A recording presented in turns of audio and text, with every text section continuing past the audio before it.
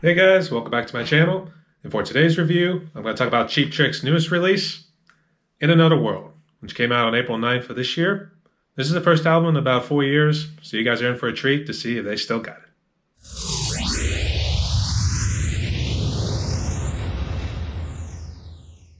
So let's start off with a little background about the band and this album. Cheap Trick has been around since the 1970s, consisting of members Robin Zander, lead vocals and rhythm guitar, Rick Nielsen, lead guitar and backing vocals, Tom Pedersen, bass player and also doing a little bit of backing vocals. The drummer's a little bit strange because they still list Ben Carlos on the works. I know I was pulling it off the Wikipedia page. I see Ben Carlos, but it looks like it's Dax Nielsen who's doing it in the live performances. So I guess there was some sort of lawsuit that was going on back in 2013, and I'm not too sure what's going on there. So it looks like it's Dax Nielsen who's really doing the work during the live shows. Cheap Trick would have moments of popularity that would sprout up every now and again, doing hit songs like Hello There, let's see, Surrender, that's my personal favorite. And I guess the big number one hit was I Want You to Want Me. Then it seemed like they would fade into obscurity before they would make a reappearance some years later. For this album, they released their first single back in 2018, The Summer Looks Good on You. Though they didn't give an official release date, they did release a second single in November 2019, a John Lennon cover, Give Me Some Truth. According to what I read, it seems like they did actually finish the album in the year 2020, but once again, COVID delayed it again. So what do you know? Another album delayed. Boy, you just make life hard, don't you, you miserable little In January 2021, they did release their third single, Light Up This Fire, before eventually releasing the whole album in April. And so, here we are. Now, let's go through each song individually. I'm going to sum up each song in either a couple words or a couple sentences, depending on how I feel.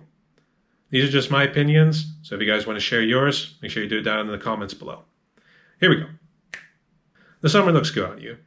Nice little classic rock example about the summertime and that oh sweet love that awaits us. You know what? It's a good opener to the album. Quit Waking Me Up. Pretty much what I say every single weekend to my parents when I don't get my 12-hour nap. But hey, it's another love song about crazy action and some good old lovemaking. Hey, if you guys love each other that much, good on you. Another World. Let's just sum this one up in 3 words. Love, perseverance, and hope. There was a bit of an overemphasis on the keyboards, at least according to my point of view, but, you know, it sounded more like a John Lennon-esque kind of song. Kind of think of it like if Imagine was more of like a hard rock version. Boys and girls and rock and roll. I almost said that wrong, sorry. But this one seemed like a classic example of sex and rock and roll. But when I was listening to the lyrics, it struck me as more like he was talking to his instrument. Like maybe it was like, hey, talk about his guitar. I don't know. And I could be completely wrong, but let me know what you guys think. In other words, this one was just another classic rock song. The Party. It's not exactly a party without listening to some Cheap Trick and having a good company of friends with you. This one was more of a blues-like kind of song. Had like a nice blues groove to it, but it was meshed with that nice standard rock and roll. Final Days. This one had more of a blues-like tune, and this one definitely had a good number of killer solos by Rick Nielsen in the final minute of the song. So it goes. This one was a soft guitar and bass interlude, but lyrically it was an emotional ballad about losing someone that you love. It wasn't exactly a tearjerker, but it was definitely powerful nonetheless. Light Up This Fire. This one struck me as a bit of an erotic song, mainly from what I read in the first couple lyrics. I don't know. But we're back to the good old rock and roll and that oh sweet lovemaking. Passing Through. This one was a bit of a slower hard rock song, and lyrically it seemed to deal with finding that mutual love between one another. There was a bit of a brief bass interlude by Tom Pedersen. It didn't really last long, it was like a couple seconds, but it wasn't really anything special. Here's Looking at You. No, not that classic Casablanca line that we heard probably for the millionth time or something like that. Lyrically, it struck me as probably having a little too much fun at the nightclub. That's at least how I took it. Another World. Wait, did we already do this one? Oh wait, that's right. This is a reprise version. I'm sorry. So apparently they just did Another World. It was a bit more of a hard rock edge to it. It was more sped up. You really heard like Robin Zander like really exercise his vocal range more towards the end of the song. Remember, hope, perseverance, and love. That's all you need. I'll see you again. This one was a touching bit of a love song right here. And it starts off pretty soft with the guitar building up. And then once we get to the chorus, you really hear Rick Nielsen just take off from there. There's a lot of orchestral touches to it. I don't know if there was any bass. There definitely wasn't any drums. But regardless, this one was definitely more powerful than So It Goes. Give Me Some Truth.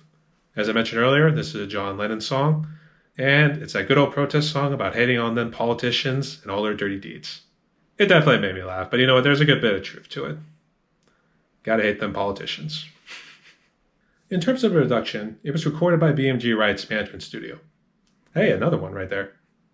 I had actually talked about BMG back in my Evanescence review, and I did say that they had an impressive resume.